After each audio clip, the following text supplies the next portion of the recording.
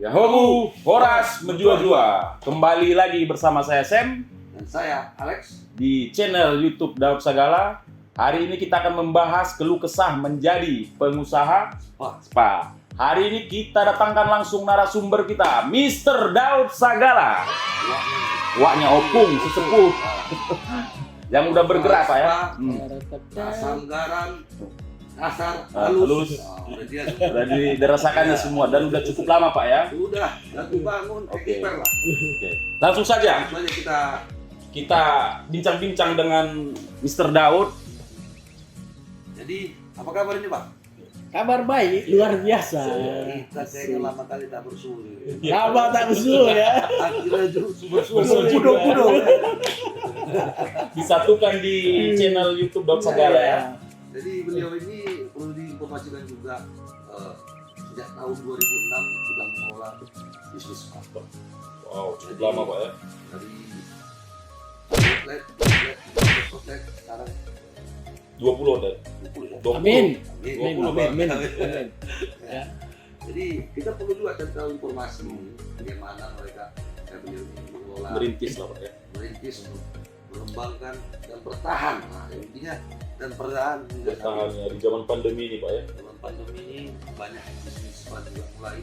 Dan informasi juga ini pionir untuk spa gitu kan. Oke, langsung aja Pak Sen, apa kira-kira yang perlu kita korek-korek lah. Kita gali-gali ya. Bukan jamu gali-gali ya. Jadi oke Pak Daud, jadi saya mau ya kita sharing-sharing lah Pak. Ya. Saya juga pengen tahu gimana sih awalnya Bapak itu memulai bisnis spa hingga bertahan sampai saat ini. Gimana pandemi kan sudah berjalan hampir 2 tahun Pak ya. Tapi kita lihat atau saya lihat sendiri Bapak masih bertahan gitu loh untuk bisnis spa ini. Sementara banyak spa-spa lain udah pada ya mungkin pada istirahat lah dulu kan gara-gara pandemi, tapi Mr. Daud ini tetap bertahan. Awal mula kepikiran membuka spa di Kota Medan, sementara belum ada dulu spa. belum ada spa ya. Jadi dulu sebelumnya saya kerja di perusahaan asing ya, perusahaan asing di Indonesia di Jakarta di tahun 2001 akhir sampai 2005. Di 2005. Terus kemudian waktu saya bekerja di perusahaan asing itu saya bergeraknya di bidang sales marketing ya, sales marketing. Kebetulan kita banyak berinteraksi dengan dealer-dealer ya, di mana dealer-dealer distributor itu rata-rata ya saya lihat pasti ada sisi entertainnya. Nah, ketika kita entertain itu saya lihat di Jakarta, di Surabaya, di Balikpapan, di Lampung, ya Palembang. Saya lihat itu entertain khususnya Jakarta. Kalau Jakarta nggak usah ditanya lagi ya. Setiap entertain masuk ke spa itu saya lihat selalu bagus hasilnya gitu ya. Jadi kepikiran ketika saya resign, saya dapat tunjangan ya seperti Pak Ketua. Ya Pak Ketua kan pimpinan baru ya kan. Nah, jadi saya berpikir di Medan itu membuat bisnis spa. Ya awalnya saya buat bisnis spa dulu di Medan ini masih ada spa dulu di Gria ya, sama di Jalan Nibung ya, Jalan Nibung itu ada spa dulu tahun 2006. Nah terus saya buat spa awalnya kecil lah ya karena memang modalnya nggak besar gitu. Tapi prinsipnya memang bisnis spa ini bagi saya, menurut saya itu bisnis yang high risk, salah satu bisnis yang high risk. High risk itu kenapa ya? Image juga ya. Image yang utama ya. Image-nya bisnis spa ini kalau dibilang spa pasti 99% dibilang negatif esek gitu ya. Itu dia yang pertama. Jadi itu karena high risk, tentu saya berpikir juga dengan faktor keluarga, faktor sosial. Saya berpikir gimana caranya membuat bisnis yang high risk ini tapi bisa berjalan aman gitu ya. Nah, saya kepikiran permasalahannya adalah bahwa kita meminimize kalau menghilangkan enggak. Sebenarnya kalau SSC itu di mana saja bisa terjadi kan, di airlines bisa terjadi, di perkantoran bisa terjadi, perbankan juga bisa jadi, di mobil bisa, di mana-mana bisa terjadi, ya, di mana-mana bisa ya kan bisnis yang ini. Jadi kita hanya bagaimana cara meminimize gitu. Nah, kepikiran saya membuat gembok gitu ya. Tapi kalau di gembok kan ini bisa semacam image-nya juga bisa menyalahi juga, bisa semacam eksploitasi gitu kan. Nah, terus gimana caranya supaya gembok ini kan bisa melanggar juga kalau gembok-gembok pula hak asasi orang juga itu kan. Nah, saya kepikiran bagaimana supaya mendesain kostumnya, uniformnya dengan pakai gembok gitu. Jadi pionirnya itu bukan pionir spa, Pak Alex, Pak Sam. Pionirnya itu adalah spa yang bergembok dulunya gitu. Nah, ketika orang dengar spa-nya bergembok, nah orang langsung kepikiran gimana kan, kayak mana dia pasti bayangin gembok itu macam gembok pagar pasti kan. Nah, padahal gemboknya itu gembok khusus ya, kita taruh di belakang, bajunya dulunya di belakang terus terakhirnya geser ke depan gitu. Jadi bajunya itu semacam baju wear pack, nyatu dari atas ke bawah, terus dikasih kancing, dikasih gembok. Jadi kalaupun terjadi, apakah itu memastikan bahwa tidak terjadi asusila? Tidak ada yang menjamin itu gitu ya. Kalau asusila pasti bisa-bisa saja terjadi, tapi at least kita sudah berusaha. Pakai kunci itu ya? Ya bukan kunci, nggak pakai kunci pun bisa gitu kan. Dia pakai bajunya kan wear pack, bisa begini, bisa macam-macam gitu. Tapi kita udah berusaha gitu, bagaimana meminimize, mengantisipasi lah Pak ya. Ya itu awalnya. Dan ketika saya buka itu spa, ya saya buka spa di Medan, ya awalnya memang jatuh bangun lah ya. Tapi nggak lama 6 bulan tiba-tiba booming gitu. 6 bulan Pak ya? Ya 6 bulan itu langsung booming. Terus ya ketika saya mau ekspansi itu memang kesulitannya banyak gitu. Ya. Banyak kesulitannya, perizinannya, terus rekrutmennya ya, modalnya juga ya. Terus banyak hal gitu yang harus kita siapkan gitu awal. Jadi kalau soal image soal bisnis SS, memang kalau soal kan sering bilang begini. Busuk. Jadi kan kalau kita emang tidak tujuannya nggak ke susila. Cuman kan kita nggak tahu oknum mungkin ya namanya dikusuk sekali datang mungkin masuk-masukan ya kan. Terus setelah makin kenal dekat kita nggak tahu karena mereka 2 orang dewasa. Jadi apa yang kira-kira kita buat? Jadi pada saat mereka oknum itu melanggar. Kalau saya sih yang pertama kalau kita mau berbisnis high risk itu pertama niatan kita dulu ya sebagai pengusahanya. Kalau niatan kita memang tujuannya memang untuk ese-ese ya maka akan terjadi ese-ese. Tapi kalau saya sih berpikirnya saya tidak mau berbisnis ese-ese gitu ya. Saya tidak mau berbisnis itu gitu. Saya mau bisnisnya bisnis spa-nya gitu ya. Terkait masalah nanti ada yang melakukan oknum yang melakukan pelanggaran, ya itu nggak ada yang bisa menjamin. Yang penting tanggung jawab saya adalah saya sudah meminimize dengan bajunya, saya desain roomnya tidak tertutup rapat, kunci pintunya tidak pakai pintu, saya buatnya pakai gorden gitu ya, tapi tetap estetikanya tidak merusak, tidak membuat orang nggak nyaman, tetap ngelihatnya eksklusif gitu ya.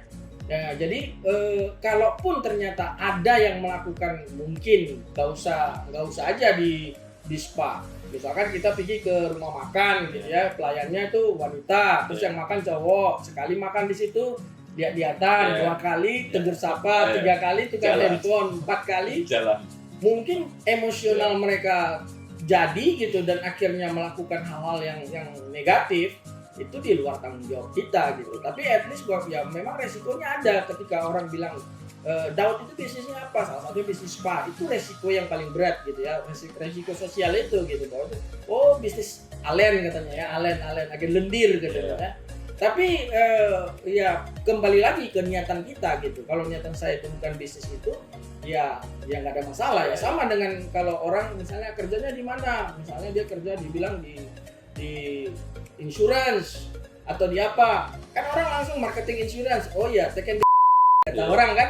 Kan ada juga yang seperti itu. Jadi tergantung orangnya sih, tergantung ininya gitu ya. Kembali ke niatan awalnya. Tapi bagi saya itu ya saya siapkan bajunya, terus di dalam kontrak kerja saya siapkan kontrak kerjanya. Berarti itu Terus kita kontrak kerja kan? Iya, jadi ada kontrak kerja di situ, di satu pasal ada klausulnya dilarang melakukan asusila gitu ya. Jadi di ruangan pun dilarang melakukan asusila di sini. Cuman kadang-kadang ada tamu yang pintar, yang dilarang itu kan yang di dindingnya. Kalau di sini kan boleh.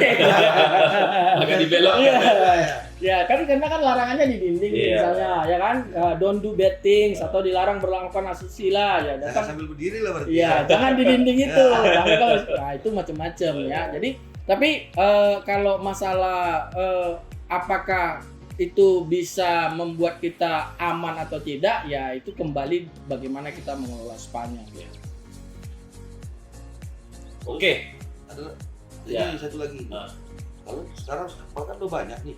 Spa. Udah banyak, ada beberapa lah Iya. kita kenal kan. Jadi apa kiat-kiat dari Bung Daud ini untuk mengantisipasi persaingan di dalam bisnis spa ini Agar tetap agar tetap masih stay Survive, sampai ya. sekarang ya survive.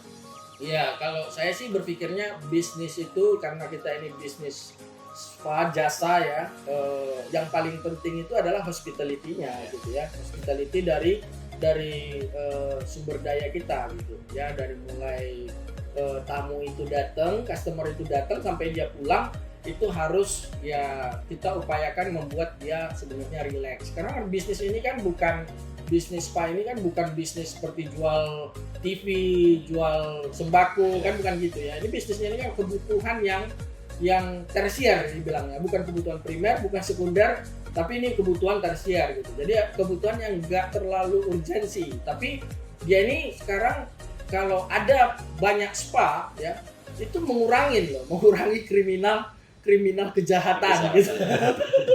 Ada kutip ya. Ya, itu Minimal kasus tali air kurang lah ya. nggak bilang ke sana juga, Enggak juga gitu. sana Tapi juga ya. artinya bahwa dengan adanya bisnis spa ini ya ini merilekskan.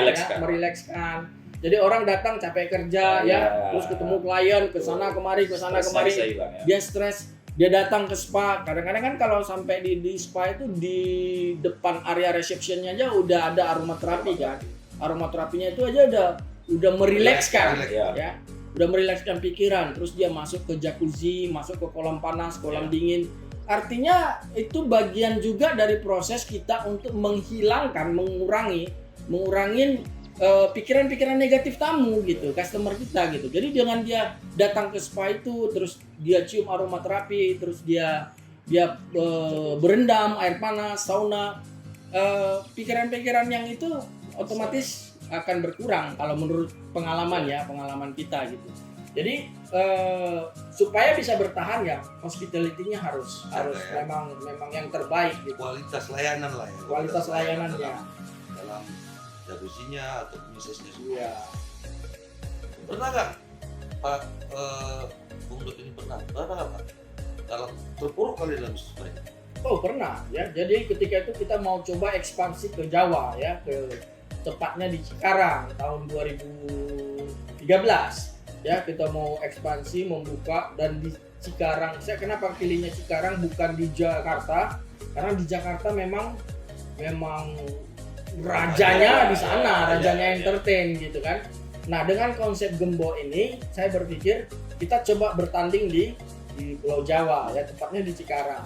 Nah ketika saya buka di situ ternyata tidak diterima market gitu ya, dan akhirnya ya memang tutup itu karena kita grup ya, mau nggak mau dia mengganggu cash flow gitu, mengganggu cash flow sampai kita yang benar-benar terpuruk. Ya. Tapi akhirnya bisa bertahan lagi dengan cara seperti apa? Ya, ketika itu kita tutup itu ya, jadi dari situ saya punya pengalaman. Kalau kita punya bisnis ada beberapa jenis ya, atau beberapa outlet, ada beberapa, maka kita harus berani ketika satu bisnis ini tidak menghasilkan ya, dengan segala risiko kita langsung amputasi gitu. Jadi kalau ada yang bermasalah langsung diamputasi. Nah, itu harus berani kita mengambil keputusan itu. Dan ketika itu ditutup, ya kita mulai lagi, perbaikin lagi pelan-pelan dan akhirnya bangkit. Jadi untuk masa pandemi yang udah hampir 2 tahun ini, Pak Daud, kira-kira terganggu nggak sangat terganggu gitu, sangat terganggu. Tapi ya memang selama pandemi Ada nggak tutup outlet Bapak selama pandemi? banyak ya. Jadi tadinya kita ada 4 outlet yang kita tutup ya. Akhirnya kita tutup dan kita tuh nggak sanggup untuk menginikan. Ada 4 outlet yang kita tutup selama masa pandemi ini. Ya. Oke Pak, jadi saya lihat juga kan di spa Bapak ini ada beberapa paket lah kan, kayak paket honey, coklat, skin white ya. Itu kira-kira gerakan message-nya itu sama semua atau beda-beda? Apakah itu di training lagi atau hanya dikasih gitu aja, mereka cari sendiri atau sama semua seluruh outlet Bapak gerakannya? Ya, kalau untuk itu Biasanya treatment ini kan ada gaya-gayanya ya, kan Pak? dulunya massage itu saya panggil trainer. Oke. Saya panggil trainer, saya suruh training, saya panggil dari Jakarta. Oh, berarti ada trainingnya lagi Pak? Iya, kemarin tuh kita harus training dulu. Nah, lama-lama saya berpikir kalau saya nggak tahu pelatihan massage itu, maka nanti kedepannya saya bergantung sama 1-2 orang. Oke. Maka saya buatlah videonya. Oke. Ketika saya buat videonya standarize ya, jadi standarkan semua outlet. Nah, itu juga sekalian dokumentasi. Jadi ketika ada terapis yang keluar, itu kan perputarannya biasanya setahun 2 tahun sekali ganti ya. Nah, kita datang terapis baru ya kita kasih video itu dulu, terus nanti ada seniornya yang mentraining. Dan harus standar semuanya. Standar semua Pak ya. Wow. Ya. Amazing juga. Dan nanti kita ada massage-nya, ada kalau di tempat-tempat lain kan istilahnya ada bilangnya petik mangga. Ya. Nah, setelah pulang dikasih mangganya gitu kan, Ya, mangga ya. manis gitu. Oh iya. Iya gitu. Kalau di kita ya nggak ada, cuman kita massage-nya ya ada massage coklat, terus ada maskulin, honey. Ya memang tujuannya ada scrub juga. Oke. Ya memang tujuannya bagaimana buat laki-laki itu juga tampil prima kan, Ya. seger, tambah putih, fresh ya. Nah gitu. Ada lagi Pak? Ya, Saya mungkin sudah cukup. sama saya juga udah cukup. Ya macam sidang kita Pak ya. Iya. Macam sidang ya. Soalnya ini Iya. kalian tahu. Detail kan soalnya Pak ya. Jadi kalau mau buka spa, ya ayo sama-sama Ayo, kita sama. ya, bila perlu dekat-dekatan. Tetangga ya Pak ya. Ya. Ya, paling itu aja untuk video tentang spa teman-teman. Mungkin di next video akan kita bahas tadi bagaimana Bapak merekrut terapis ya. Standarnya semua harus ada itu Pak ya. Ya, standarnya ada.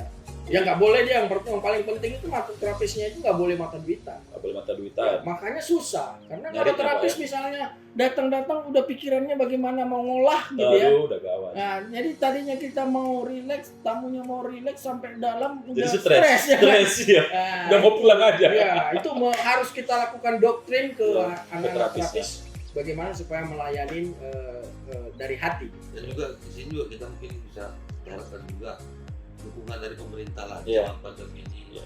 Memberikan keringanan seperti pengusaha-pengusahanya. Iya, iya. Entertain lah ya. Terdampak langsung lah center ini jangan keras-keras kali lah. Iya, Memang tagihan harus dibayar. Iya. Pembayaran kan berjangka. Cicilan Iya. Cicilan banyak Iya. ya kan, cicilan perbankan tadi kan di channel kita yang lain kan Sebelumnya, sudah ada ya. Karena emang kita kena regulasi. Ya, semua lah global ini ya, bukan hanya di Medan atau hanya di Bandung gitu. Tapi semua ya, mungkin dunia udah Pak ya, semua merasakan ya. Itu kalau yang aku ucapkan itu mungkin nanti banyak yang like. Oh iya, ya pastilah, Banyak, pasti banyak. banyak. Banyak yang dukung. Ketua KNPI ini ya kan. Oke teman-teman, jadi sekian dulu untuk video kita kali ini. Jangan lupa diikuti terus channel YouTube Dorsagala. Jangan lupa like, subscribe, Share dan share, komen. dan komen. Jangan lupa belnya itu. Jadi ketika ada konten kita yang baru, teman-teman diingetin nanti masuk notifikasinya. Oke, Yahobu, Horas Horas, menjual.